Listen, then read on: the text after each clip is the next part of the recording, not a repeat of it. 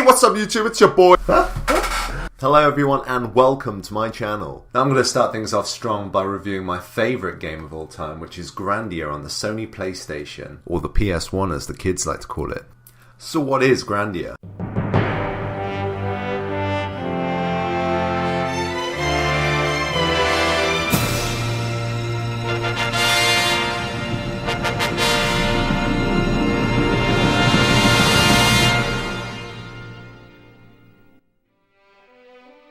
Grandia is a JRPG developed by Game Arts and released on the Sega Saturn in 1997 as a Japanese exclusive.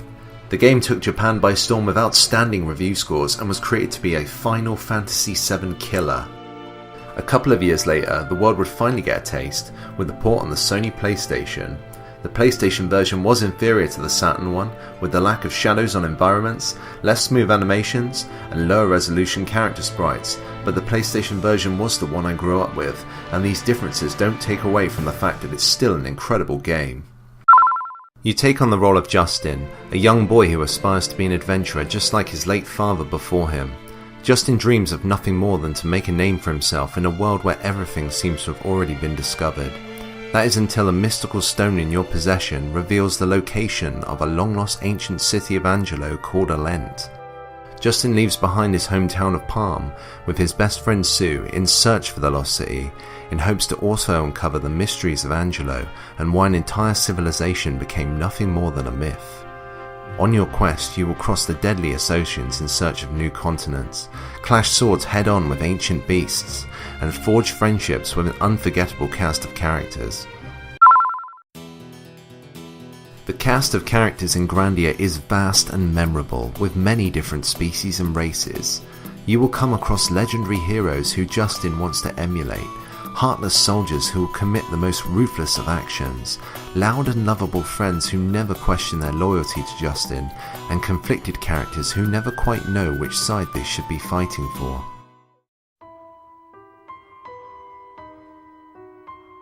The emotions of the characters are captured beautifully through portrait art that constantly changes depending on the character's feelings at the time. This is a wonderful touch and adds a lot more depth to the dialogue, making you care about your fellow travellers, especially in scenes where there is no voice acting present. 18 years on and the sad and emotional scenes still resonate with me to this day. Now don't let me fool you into thinking Grandia is a dark and depressing game. Grandia is often praised for being a bright, happy-go-lucky adventure, which I personally would say is suitable for all ages, despite the 11+ rating on the back of the box. To be honest, if you buy this for your child, you are an amazing parent. The voice acting isn't the greatest at times. Can I fight once again? Have I, too, been given the protection of the spirits? It's okay, Mullen. I didn't trash it. Why won't you listen to me? Lean! Not House of the Dead 2 levels of bad, but the English dub gets a lot of flack from fans, and if you've played the game you will definitely understand why. The voice actor for Justin didn't even want to be acknowledged in the end credits of the game. I still hold a lot of nostalgia for the English voice cast, even though the tone can be very inconsistent at times. At the end of this video, I'll show you one particular scene where the emotions come across a lot more powerful with the original Japanese voice actor. Justin, 目が覚めたの？ねえ見て、どこを見ても海ばかりよ。島影一つ見当たらないわ。月がとっても綺麗。光が海に映って宝石みたいにキラキラしてる。The world of Grandia is a beautiful and diverse one, and is rendered in 3D, whereas the character sprites are drawn in 2D.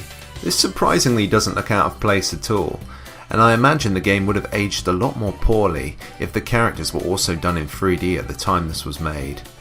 The world Justin explores changes so much the further you progress through the game, and it really makes you feel like you adventured far away from home. Admittedly, some towns and dungeons look a lot better than others, with some objects being completely flat next to something that's been rendered in 3D. This can be a little bit off-putting at times, but the game is still beautiful. Unlike RPGs like Final Fantasy and Golden Sun, the battles in Grandia are not random encounters. You can see the enemies move across the field, and you can even try to avoid battles if your party is low on health, or intentionally run into them if you want to grind levels. The battle system is unlike anything I've ever seen in any other RPG. It isn't standard turn-based combat where everyone is guaranteed an attack. You only get to select your command when your character icon reaches the last fifth of the action bar in the bottom right corner of the screen.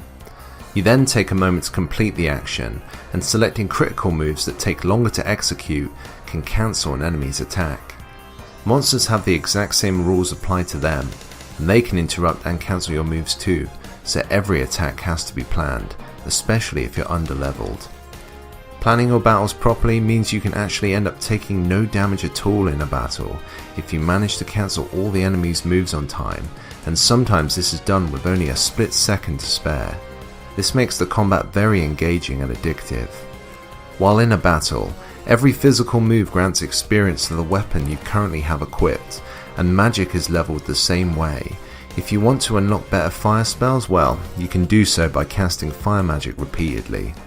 This can get a little bit repetitive if you want to learn every move in the game, and there's even one move which requires level 99 water magic due to a glitch in the coding, which is ridiculous and can't be done without exploits.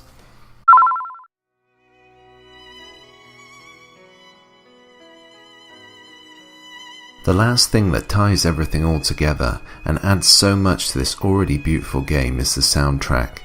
It is simply breathtaking and manages to hit me every time I play this game.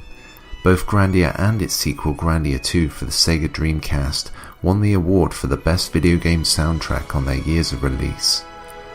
All the excitement, mystery, sorrow and joy is captured perfectly in the music, which seems to hit a note just at the right moments throughout this epic adventure.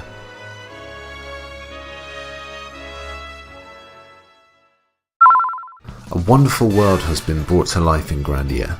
It's just a shame you can't travel back to previous locations once you progress so far. The game has 4 points of no return and leaves you with only a few locations at the very end. Piloting an airship or even riding Guido's flying manta ray would have been a wonderful addition. I also would have appreciated the ability to select my favourite party members for the final portion of the story. At the tail end of Grandia, all the previous party members who had fought alongside you are there to wish Justin all the best before his big battle against evil. Sadly, you are stuck with the characters you are given, and one of which who has painfully long battle animations. My dream team would be Justin, Fina, Sue and Milda if I had the choice. You can use cheat codes to modify your party, but that again only gives you the choice between the set groups you have already played as. The final improvement I would have added to this game would be the addition of a hard mode. Once you know the mechanics of the game inside out, it becomes way too easy.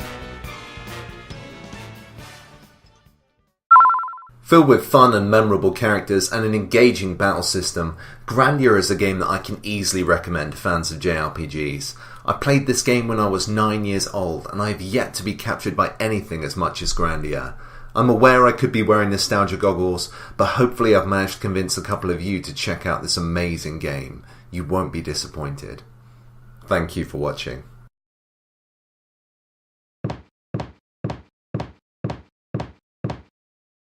父さん、ごめん。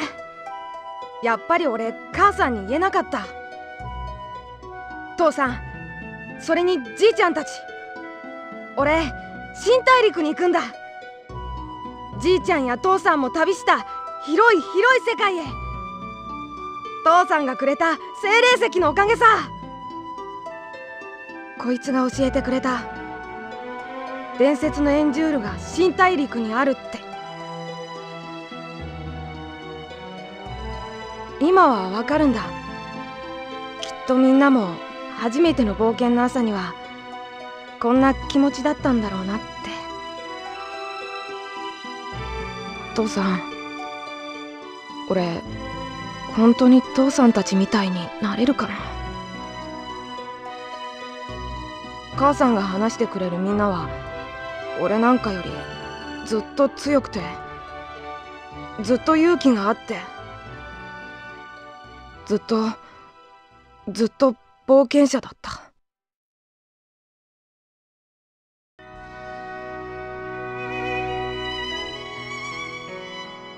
そうだよな。こんなの俺らしくないよな。そうだろ父さん。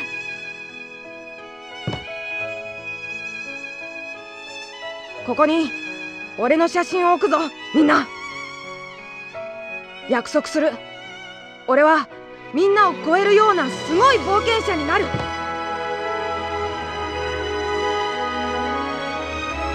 さよなら母さん。